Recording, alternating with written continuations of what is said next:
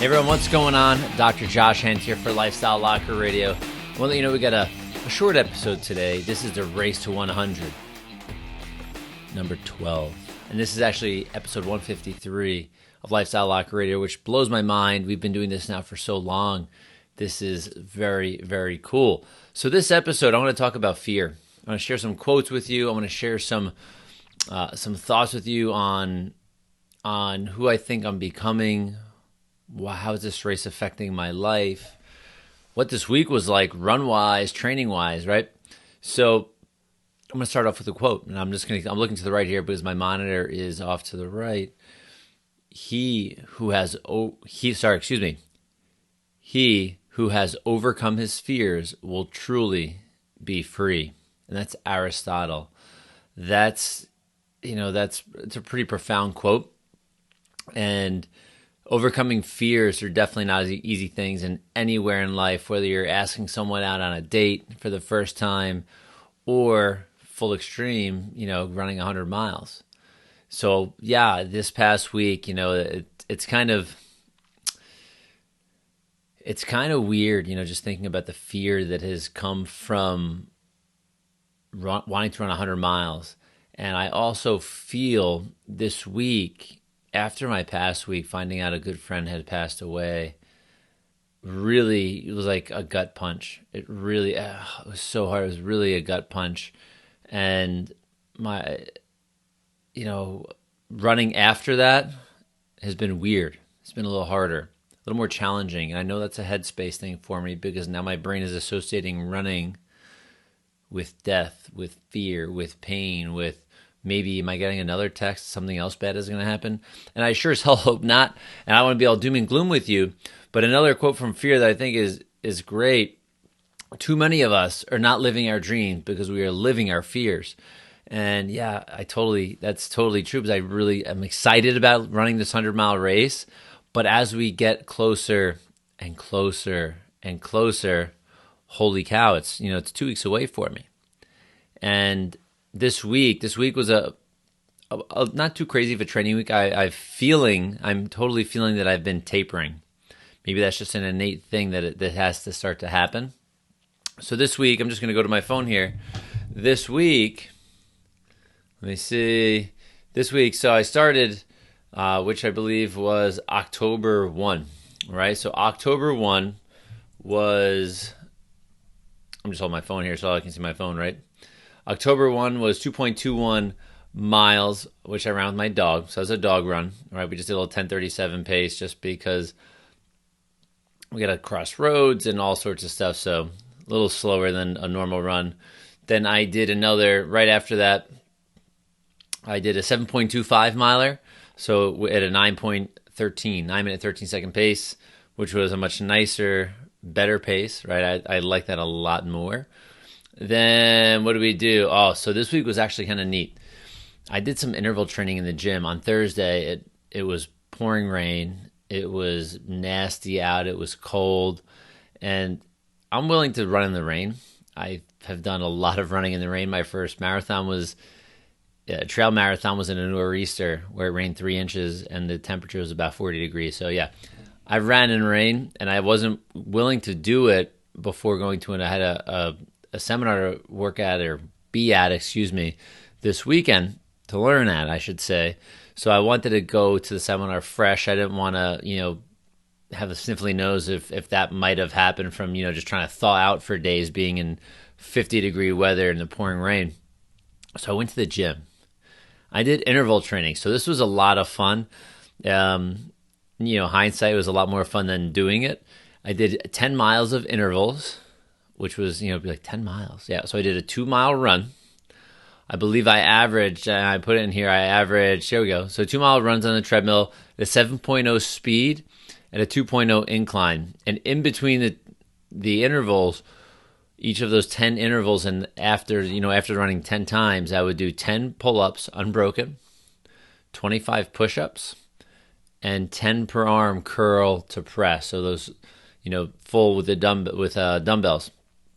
And the body movement stuff, the upper body stuff was great because I haven't really done much in the past 2 months as far as upper body training, I've really been putting a ton of focus in the running.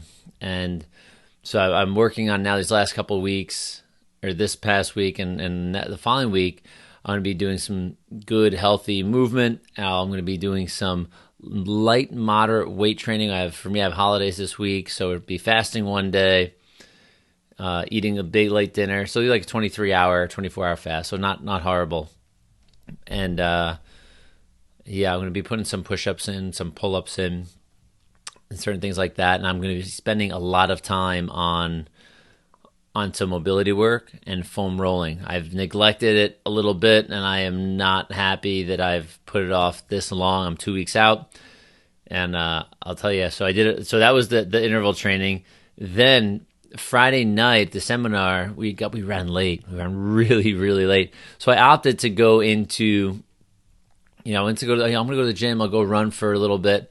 And I was going at 10 o'clock at night because I figured, hey, you know what? It's great to train tired, especially because I'll be doing an overnight event. So let me go run 10 miles or let me go run 5, whatever it was. I didn't even really have a plan, but I was going to go run at the gym, even though it was only 4 little treadmills. That was it. Fine.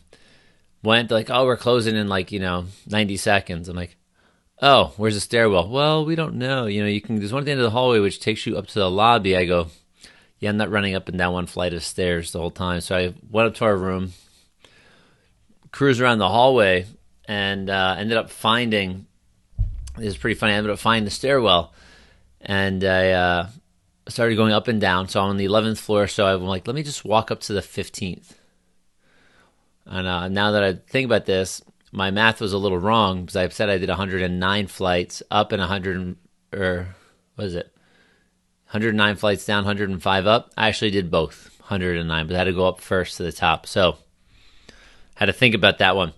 So I did 109 flights up and down. And I think I did it. I'll give you the time because it's actually pretty cool. So it was a lot easier than I thought. So that's 26 minutes and 38 seconds. Really cool. Really cool. So I went up and down. And the funny thing was, I tried doing a couple Facebook Lives. I did an Instagram, tried doing an Instagram Live while I was doing this.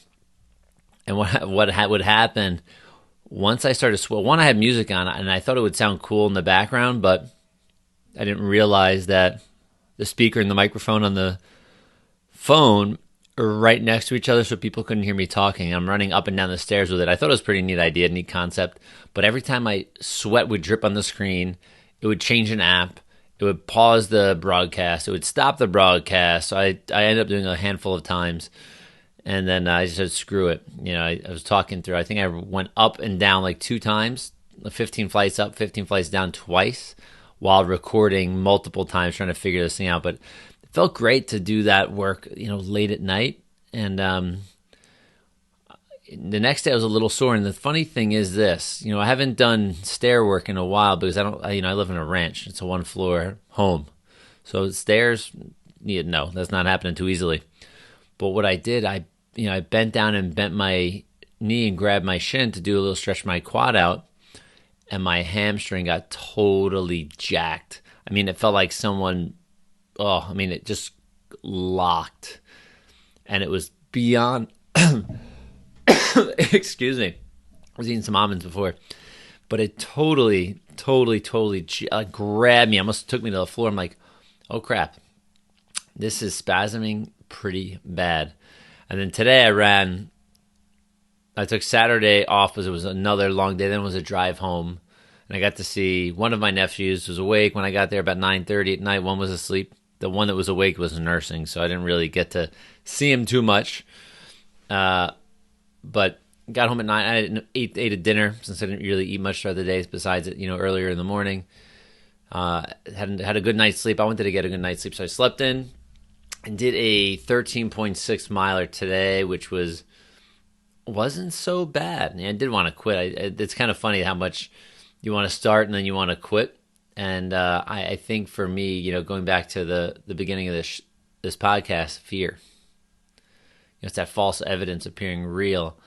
And I was taking actions on fear versus actions on what I know is right to do. And so I wanted to quit a bunch, but then it was easy. I cruised back and forth along the Hudson River. It was was not a gorgeous day, and the wind was blowing, God, I don't know, 15, 20, 25 miles an hour. So, one direction I ran a couple times was like gnarly, wind in the face, really, really, really, really strong headwind. And then on the way back was awesome, flying back. It was, I didn't think it would make too much of a difference, like it would on a bike, but it feels great. Running to the wind is good when it's warm because you feel it cools you down. This was not a warm run. This was kind of chilly outside. So, but running back and forth was pretty awesome. And the week went well. And so for me, the takeaway, and I hope this is for you as well. I want you to, when you're doing something that's hard, if you've had an experience in your life while doing something you were training for, doing that you love normally, and something shows up, like my text finding out about a friend dying, your brain will associate that event with what you were doing. And the pattern can be broken, should be broken. You shouldn't be like, you know what, I can't run anymore now, or I can't do XYZ because the last time I did this happened. And that's just blatantly an excuse because our brain is out to like save us, right? Doesn't want us to hurt ourselves, doesn't want us to do anything. And a lot of us have, when we eat bad food, bad quality food, crappy food, we make worse decisions. So my eating wasn't the best this past weekend for me. So like the run coming back was like, my wife's like, "You're going to go running this morning? It's getting late." I'm like, yes. Yeah, I'm going to go running this morning. And once I got a little bit of that momentum, it felt great. And it was good for me this time. It was good. Normally when I'm doing these longer runs, I see very few people, as crazy as that sounds. There are people all over the place. And it was something really neat and exciting to see. I'm not sure what kind of event was going on, but I had, close to 100 bikes past me that had like panniers on the side, like sleeping bags, all sorts of stuff. I'm not sure where these people were going to, but there's large groups of people that were doing touring, which was way cool, which made me think about something I'll share with you soon, not just yet, an invention for running. But it was really neat to see, and I'm thinking to myself, that would be a really cool thing to do, a cool vacation. My wife will probably think I'm bonkers for doing that, but I would love to say, hey, listen, let's ride to New Hampshire this weekend for a vacation, or let's ride wherever, down south somewhere. I have friends that have done it, friends I went to Cairo school. They've been on their bike and rode from, I believe, from, Canada, like British Columbia, Canada, all the way down to Baja, Mexico. So if they can do that, shoot, why can't I do a short, like few 100-mile ride, right? Well, nonetheless, feel the fear, do it anyway, break through, and really, really enjoy life, because, these fears are going to stop you from doing things that you should, could, want to, or even need to do, are going to limit you from experiencing what you need to experience in life. But let's face it, pain is inevitable. What you do with that pain will help you frame your life and reshape your life. So if you can push and break through that glass, that window of pain, and go, okay, it was that stunk, but that wasn't as bad as I thought it would be. And you keep pushing the envelope. And that's been my journey so far. Because going from 26 2 years ago or 3 years ago, 2017, I think it was 2017, I did my marathon, to 100 now. Right? These false evidence is appearing real each time, going, I don't know if I could do that, but I just kept on going and going and going and going. This is the biggest one right now for me, so I'm so glad you're all on this adventure. I'm so glad that I get to share this with you, and that for those of you that have been following and listening, I really, really appreciate it. You're my support team, my virtual support team. So if you start to see, if you're following me on Facebook, follow Lifestyle Locker on Facebook, if you see on the 19th, I have one more live or one more podcast that's going to be pre-race. And I'll be doing that actually off-site. I'll be doing that from Pennsylvania. And I have my last big run, which will be this upcoming Saturday, which I'll share with you. And I don't know how big it's going to be, but it's going to be a good run. It's going to be in the woods in the hills in Pennsylvania, in central Pennsylvania. And then I'm just going to have a walking week to wind down. I'm actually going to share with you, starting that Monday, I'm actually surprised. I'm doing something called a Flash Fast, which is a product that's from the Green Smoothie Girl, who's been on the show. We actually recorded another episode, which you will see coming up in the near future. But I'll be doing something called a Flash Fast. So I want to start to go through this process with you, doing live shares. Because this is going to be the Monday, Tuesday, Wednesday before my event is going to be a fast.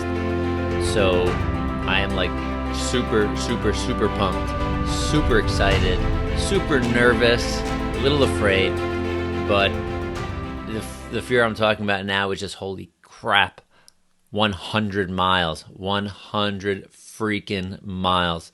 So I appreciate you all. Go have a fantastic week. Go make this one of the best one in your life. And if you're training for something, I know you're human powered. And if you're not, I still know you're human powered. So go ahead, have an amazing day, evening, night, wherever and whenever you're going to be listening to this or watching this again. And I'll see you on the next episode. All right, y'all. Have a great day. Bye-bye.